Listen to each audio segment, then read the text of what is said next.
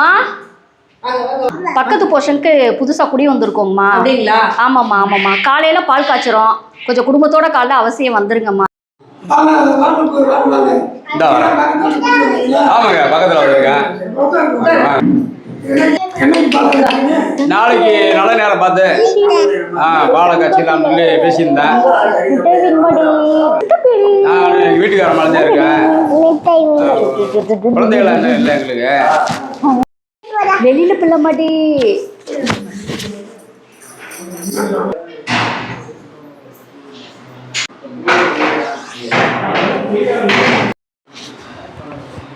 வாமா வா போகலாம்.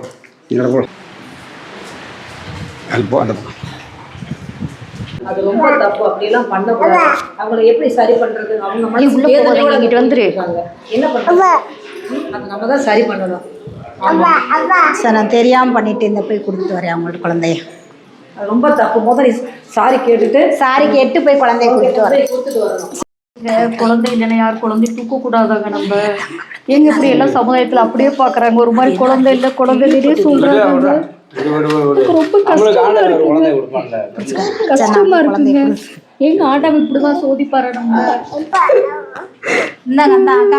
சாரி தெரியாம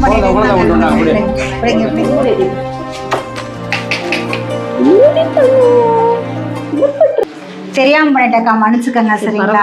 பரவாயில்லைங்க சார். நாங்க அவங்களுக்கு பாலைக்கு வச்ச நாளைக்கு வந்துடுறோம். சரிங்களா?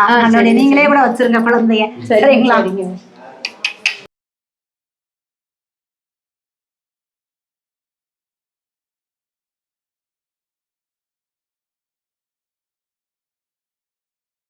எங்க மருமக ஏதோ தெரியாம சொல்லிருச்சு, அதை நீங்க மனசுல வச்சுக்காதீங்க. நாளைக்கு காலையில நாங்க ஃபேமிலியோட உங்க பால் காய்ச்சி விழாவில் வந்து கலந்துக்கிறோம். சரிங்க.